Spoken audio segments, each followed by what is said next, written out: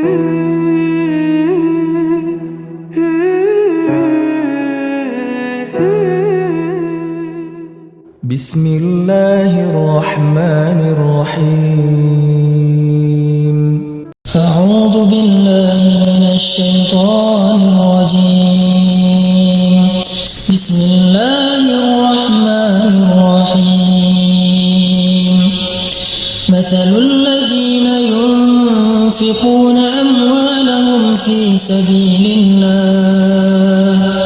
kamathali habbatin anbatat sab'a sanabila fi kulli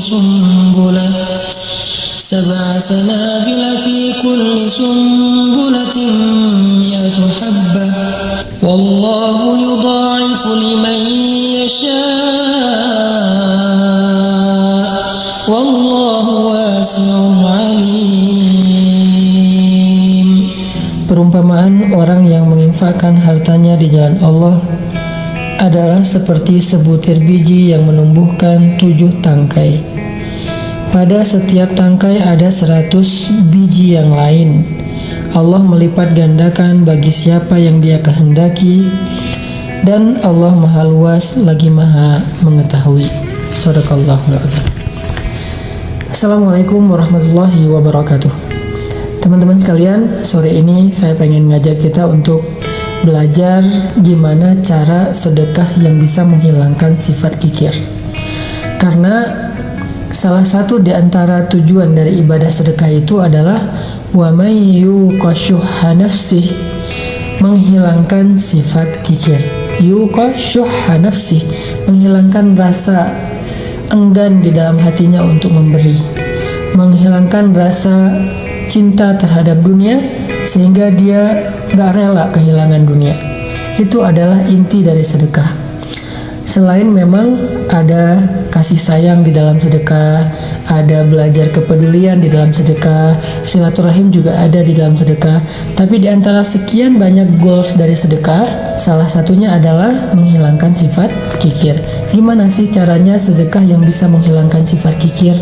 Bagaimana Al-Quran mengajarkan kita tentang sedekah supaya kita merasa bahwa memberi itu lebih baik dan lebih utama daripada menyimpan. Walaupun bukan berarti semuanya diberikan dan tidak ada yang disisain, enggak juga.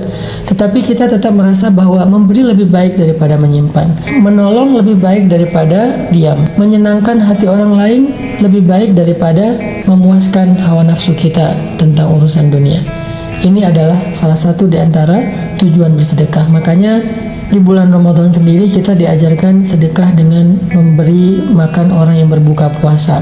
Dan ini sebetulnya kalau kita baca sejarah Nabi, memberi makan orang yang berbuka itu, kalau kita baca sejarah sahabat, bukan dari harta yang lebih saja, tapi kadang bahkan dari jatah berbuka kita. Makanya dalam tahapan-tahapan bersedekah itu ada 3 nih. Pertama, bersedekah dengan apa yang lebih.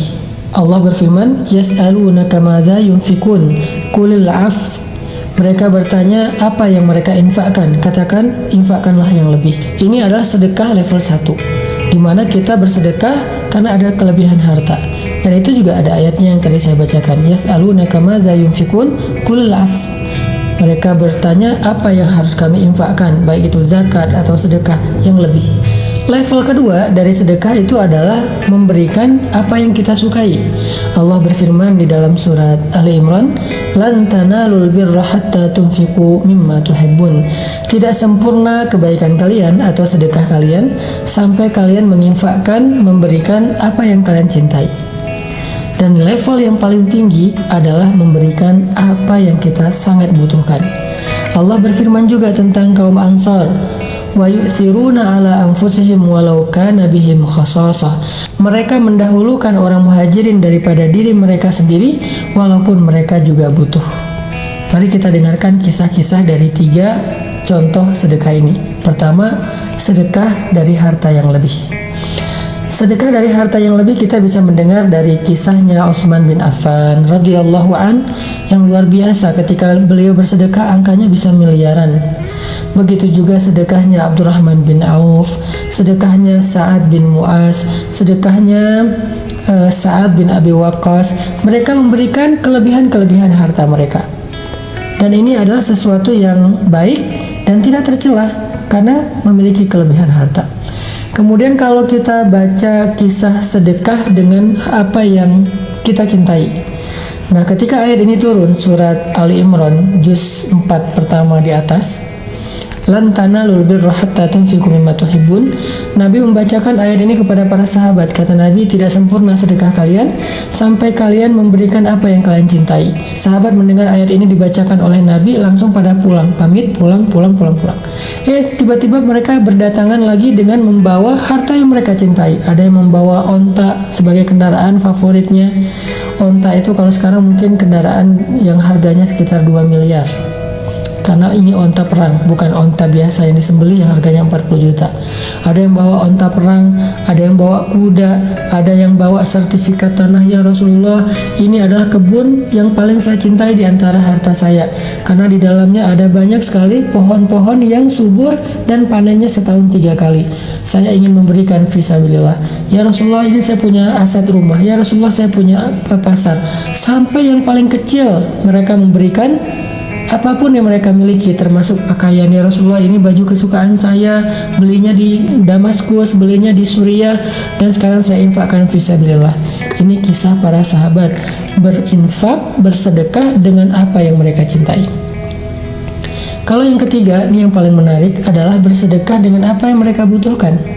Salah satu contohnya adalah kisah seorang sahabat Ansor yang suatu malam dia sedang duduk bersama dengan Nabi. Tiba-tiba datang seorang laki-laki muhajirin mengatakan, ya Rasulullah, saya baru datang berhijrah, saya belum makan, saya nggak tahu tinggal di mana.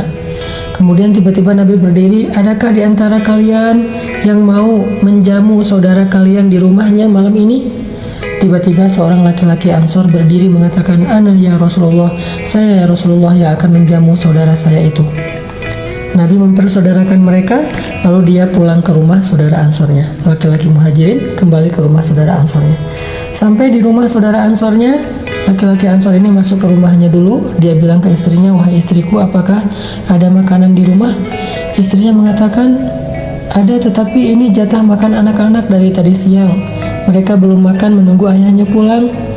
Kata laki-laki Ansor, wahai istriku, bagaimana menurutmu jika makanan ini kita berikan kepada saudara kita muhajirin yang dia baru datang berhijrah perjalanan jauh dan dia kasihan kelaparan. Sedangkan anak-anak kamu ajak mereka tidur sampai mereka tertidur. Istrinya adalah perempuan yang solehah, sehingga dia mengatakan, kalau begitu baik, kita dahulukan saudara muhajirin kita dan aku akan ajak anak-anak tidur. Diajak anak-anaknya tidur, laki-laki Ansor nemenin laki-laki muhajir untuk berbicara. Ketika anak-anaknya udah pada tidur, perempuan ini keluar dari kamarnya, kemudian menyiapkan makanan jatah makan mereka yang dari tadi siang ditunggu belum dimakan. Lalu dipersilahkan laki-laki muhajirin untuk masuk ke dalam rumah. Setelah masuk ke dalam rumah, laki-laki Ansor ini mematikan lampu rumahnya yang terbuat dari lampu minyak itu, dimatikan. Lalu mereka makan bersama-sama. Laki-laki Ansor dan istrinya kecap-kecap. Sebetulnya dia tidak makan. Sedangkan laki-laki muhajirin berpikir mereka ikut makan bersama dengan dia. Sehingga selesai makan, laki-laki muhajirin ini dipersilakan untuk istirahat dan tidur di rumah mereka. Sampai pagi mereka tidur dalam keadaan tidak nyenyak karena lapar. Ini kondisi keluarga Ansor. Wa yu'siruna ala أنفسهم ولو كان بهم خصاصة ومن يوق شح نفسه فأولئك هم المفلحون. Orang Ansor mendahulukan orang muhajirin daripada dirinya, walaupun dia sendiri sebetulnya sangat membutuhkan hal itu. Barang siapa yang dibebaskan dari sifat kikir, maka mereka itulah orang-orang yang beruntung atau ahli surga. Ini contoh orang yang berinfak dengan apa yang dia butuhkan. Ini juga kita baca dalam kisahnya Sayyidah Aisyah. Karena Aisyah ini salah satu keistimewaan beliau adalah sangat dermawan. Ibunda Aisyah ini sangat dermawan. Satu hari Ibunda Aisyah sedang berpuasa di rumahnya, nggak tahu ini puasa sunnah atau Ramadan, dan di rumahnya beliau hanya memiliki sepotong roti kecil yang keras. Bahasa Arabnya kalau nggak salah qadid, artinya roti keras yang kalau dimakan harus direndam dulu di dalam air. Tiba-tiba ketika siang hari Aisyah sedang berpuasa dan nanti pas berbuka dia udah menyiapkan sepotong roti dengan pembantunya berdua, satu potong roti bagi dua. Datanglah seorang perempuan dengan anak-anaknya ke rumah Sayyidah Aisyah mengadukan perihal mereka kalau mereka lapar. Mereka bilang, ya Aisyah kami lapar, kami nggak tahu makan apa segala macam. Akhirnya Aisyah bilang ke pembantunya, berikan roti yang milik kita itu.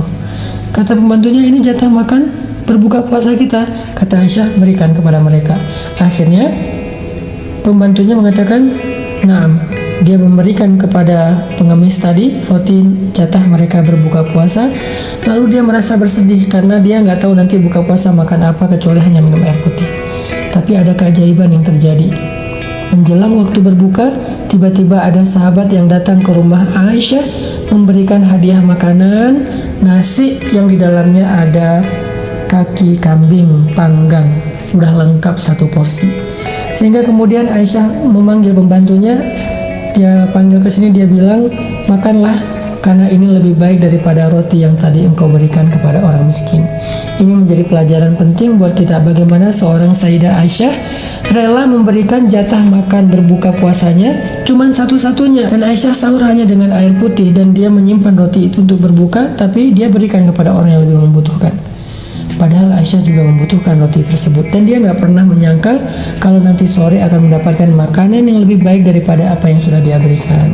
Dan lagi pula Nabi SAW bersabda, demi Allah tidak akan berkurang harta karena sedekah. Dan Aisyah membuktikannya, nggak berkurang jatah makan kita karena sedekah. Atau dalam riwayat yang lain Nabi mengatakan, demi Allah nggak akan bertemu sedekah dan musibah di hari yang sama. Jadi kalau kita pengen terhindar dari suatu musibah, sedekahlah. Hari itu nggak akan terjadi musibah. Karena Nabi bersumpah tidak akan ketemu musibah dan sedekah di hari yang sama. Mudah-mudahan kita termasuk orang yang bisa bersedekah dengan harta kita yang lebih, dengan harta yang kita cintai, bahkan dengan sesuatu yang paling kita butuhkan. Sehingga Allah Subhanahu wa Ta'ala akan melipat gandakan pahala dan kebaikan untuk kita, karena Nabi mengatakan demi Allah gak akan berkurang harta karena sedekah. Dan mudah-mudahan kita juga akan terhindar dari berbagai macam keburukan di hari saat kita bersedekah, memberi makan orang berbuka puasa. Kenapa? Karena kata Nabi tidak akan bertemu sedekah dan musibah di hari yang sama. Barakallahu fikum.